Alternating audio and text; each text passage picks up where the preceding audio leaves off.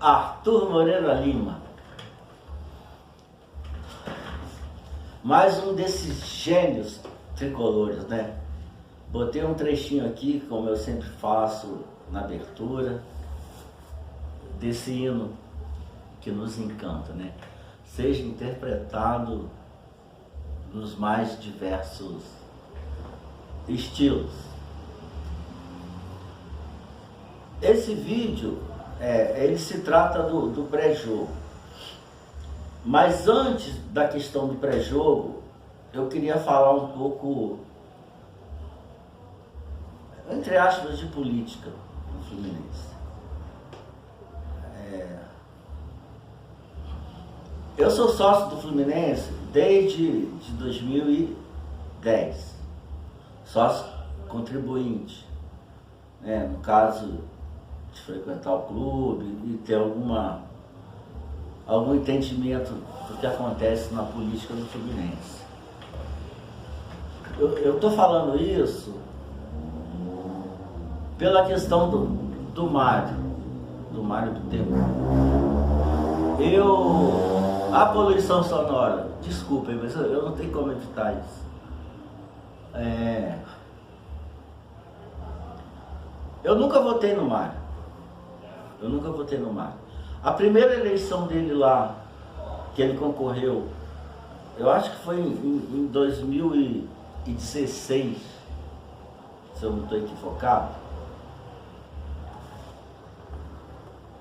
Tinha algumas pessoas que o apoiavam, assim, não por ele próprio, até porque eu tinha conhecimento dele dentro do clube, mas não assim, a ponto de poder ter uma avaliação sobre ele. Mas tinham pessoas que o apoiavam nessa época, que pela convivência que eu tinha, pelos contatos que eu tinha, eu não confiava nessas pessoas, sabe?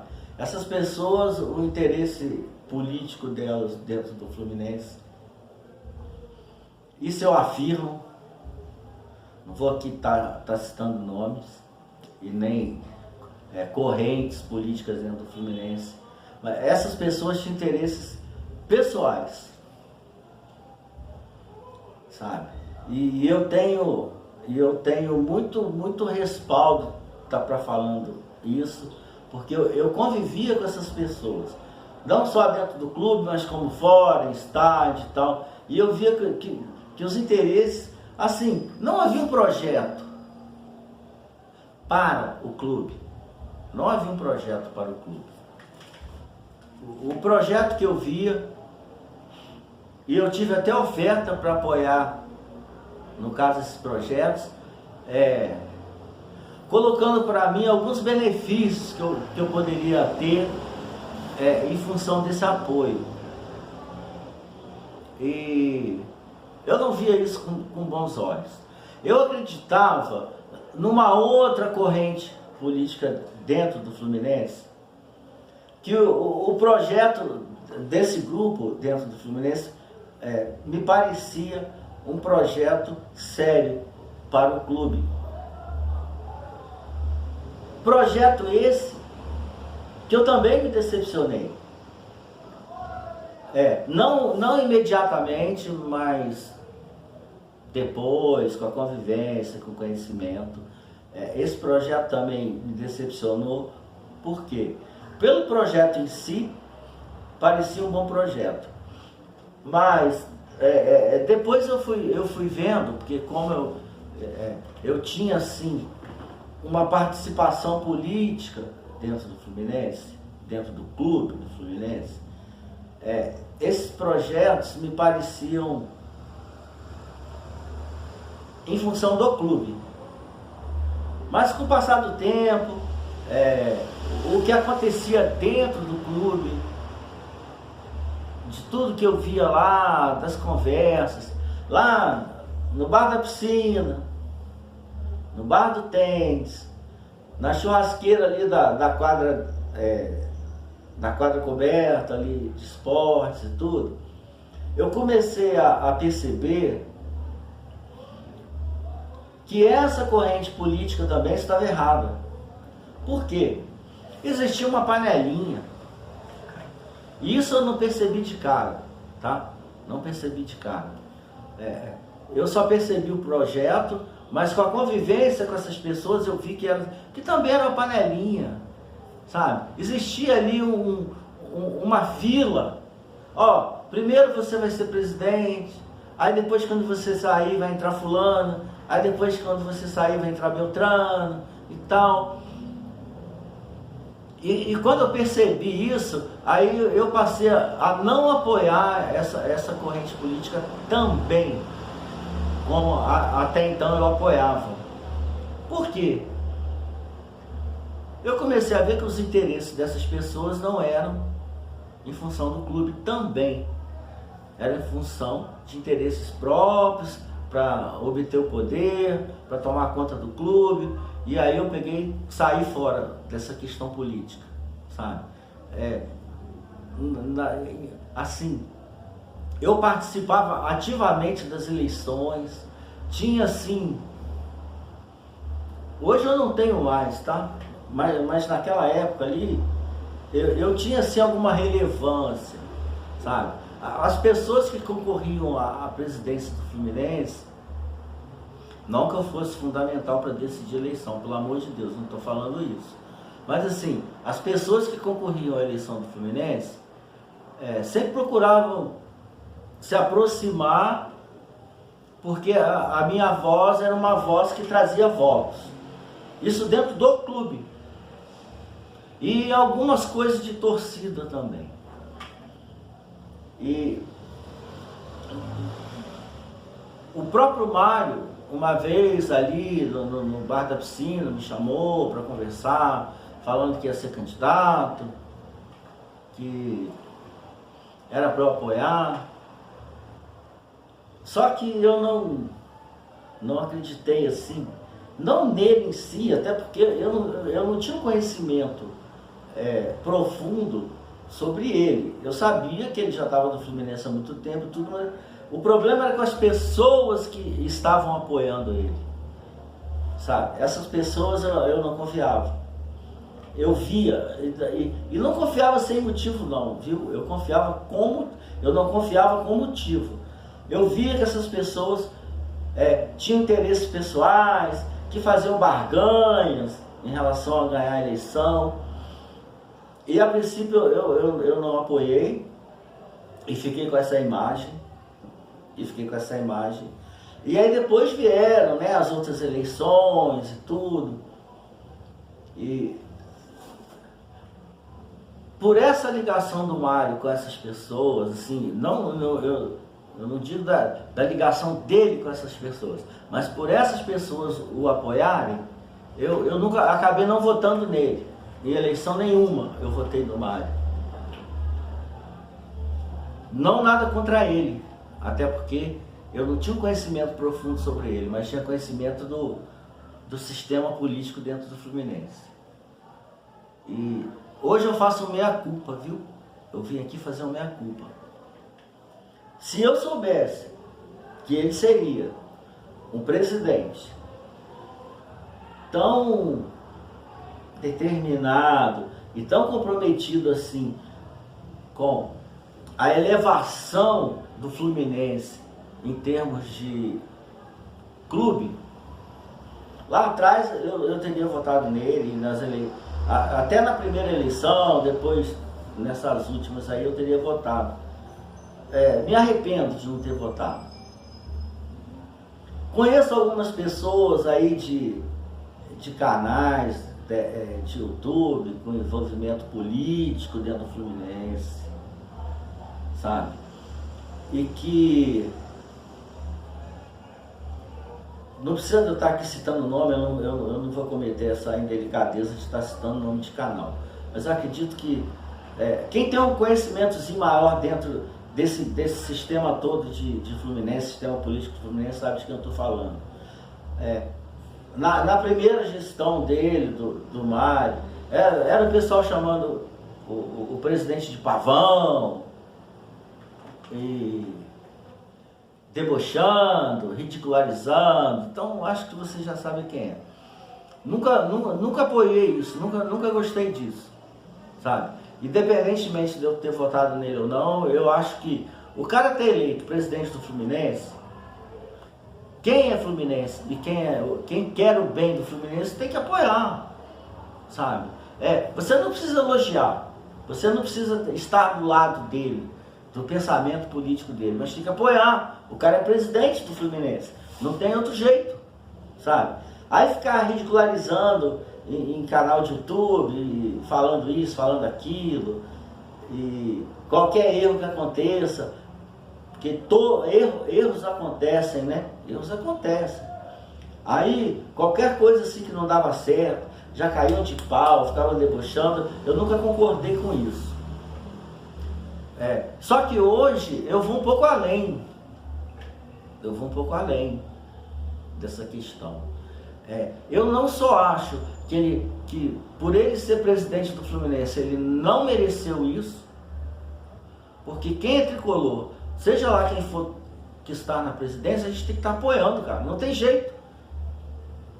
A não ser que ele faça alguma besteira fora do comum, que chegue ao ponto de se descobrir alguma coisa errada e vai se pedir um impeachment. Fora isso, não, cara, ele é presidente, sabe, seja lá quem for, é presidente do Fluminense, está eleito, eu como tricolor vou estar apoiando. E eu achava muito errado isso. Até parei de acompanhar esses canais de pessoas que eu conheço, viu? Que eu convivi dentro do clube, tive até uma questão assim, de amizade, de convivência, mas eu achei isso muito baixo. Isso não se faz. Se você quer ganhar a eleição dentro de um clube, você apresenta um projeto com fatos, com números, e vai lá e ganha a eleição. Entendeu? Você não precisa estar detonando quem está lá para você poder estar apoiando um outro grupo político. Mas enfim, é isso que eu queria falar. O que acontece dentro do Fluminense, a política lá é complicada. É muito complicada. Eu estou falando porque eu conheço. Agora vamos falar do jogo, porque esse era o sentido desse vídeo. O Alexander, vamos falar do Alexander. Meu Deus, as notícias que estão correndo aí, de que ele vai ficar fora 60 dias, que a lesão não é tão grave, mas também não é leve. Isso nos preocupa, né? Ele hoje, apesar de 19 anos, é um jogador fundamental dentro do time. Muito fundamental dentro do time. Tão fundamental quanto o Arias, quanto o Ganso, quanto o Cano. Não estou aqui comparando importância de jogador dentro do contexto, né?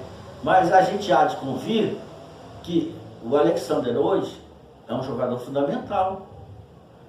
Um jogador que corre o campo todo, tem garra, tem habilidade, disputa todas as jogadas, chega no ataque, faz gol. Ou seja, né, infelizmente é uma perda irreparável. Irreparável. Mas, ao contrário do que muita gente fala, principalmente jornalistas, o Fluminense tem um bom time, mas não tem elenco, não tem opções, ele não consegue segurar o ano inteiro. Se perder 1, 2, 3 jogadores, aí já complica. Eu discordo disso. Eu acho que nós podemos não ter o melhor elenco do Brasil, mas nós temos sim um elenco. E eu vou citar essa questão do Alexander. Quem concordar comigo, ótimo. Quem não concordar, que tiver outra visão, ótimo também, né? Então vamos lá. Primeira opção, Martinelli. Se ele já tiver em condição de jogo, eu acredito que possa estar, né?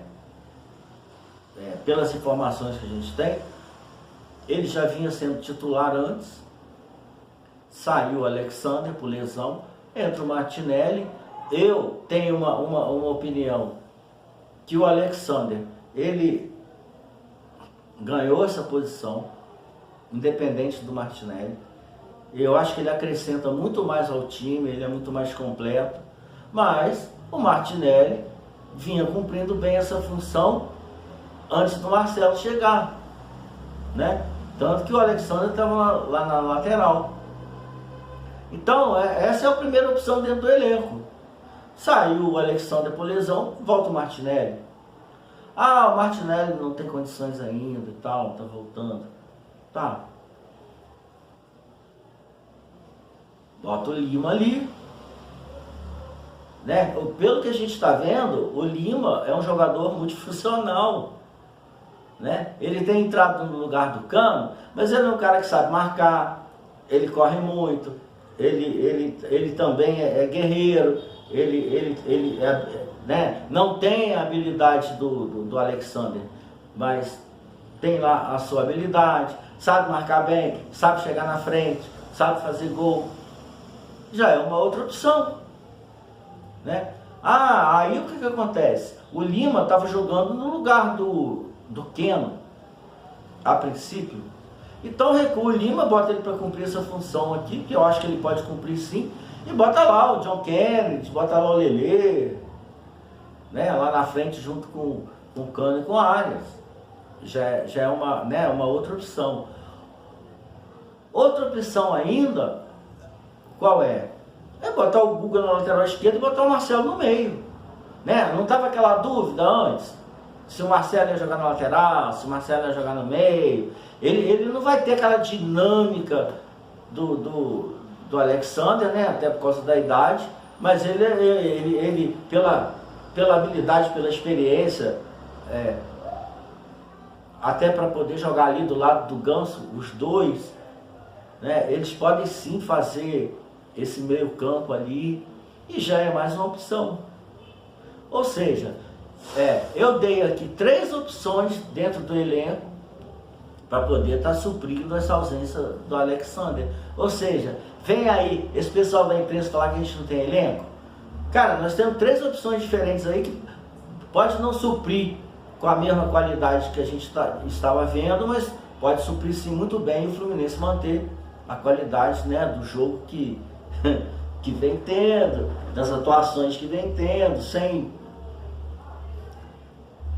perdas assim tão significantes, apesar que é uma perda sim. E é isso, o restante do time é aquele que a gente já conhece, né? Espero que o Samuel Xavier também já esteja bem, que já possa jogar. O Keno, a gente não tem informação. Aliás, gente, essa questão de informação do departamento médico é aquilo que eu falei no vídeo anterior. Existe uma coisa chamada ética dentro da medicina.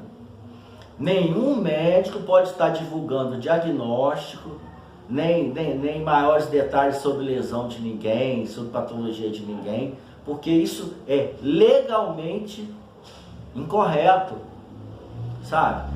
Eu sei que tem lá os repórteres, que tem lá os jornalistas que vão fuçar, acabam descobrindo alguma coisa, mas o clube não pode divulgar isso, sabe? Isso é até ilegal que se faça, não só dentro do futebol, mas médico nenhum pode estar divulgando, ainda mais publicamente, o que um paciente dele tem. E o Alexander, antes de ser um jogador, atualmente ele é um paciente, certo? Então nenhum médico pode estar aí divulgando, botando na mídia, colocando diagnóstico, prognóstico e nada disso de uma pessoa. Isso é ilegal, sabe? E o Fluminense está certo em relação a isso, é compreensível. Enfim, né? Já aconteceu. A questão agora é a gente orar, pedir a Deus. Ele é um jovem, para essa questão aí que estão falando de 60 dias, que possa até ser antes, né? Porque o jovem se recupera bem rápido, e vamos orar por isso, e que Deus abençoe para que ele volte o mais rápido possível, que ele realmente hoje é um titular absoluto que faz muita falta. Amanhã é o jogo contra o Cuiabá. Amanhã não, já é hoje, já passou de meia-noite, estou gravando esse vídeo tarde. É o jogo contra o Cuiabá, é um time da Série A do futebol brasileiro, a gente não pode tratar com desdém, né? Qualquer time que está disputando a Série A é que tem alguma qualidade. Ele pode não estar lá despontando como aqueles ditos favoritos, mas é sempre um jogo difícil, né? Nada é fácil na Série A do brasileiro, mas é aquele negócio, com o futebol que a gente vem jogando, com as opções que a gente tem nesse período aí de dificuldade, vamos lá conquistar 3 pontos, ficar, né, nos mantermos ali na frente da tabela, né, para daqui a pouco a gente estar assim disputando a liderança, que a gente tem total condição disso. E é isso. Vamos lá, Fluminense. Time a gente tem, elenco a gente tem, possibilidade de vitória contra qualquer um, independente de ser aqueles super poderosos ou os times não tão conceituados assim como o Cuiabá. Vamos sempre procurar a vitória, e é isso que o nosso técnico faz. Isso é uma coisa que a gente tem que elogiar. O time do Diniz sempre joga para ganhar. E se joga para ganhar, vitória Fluminense. Deus abençoe a todos e vamos para mais 3 pontos.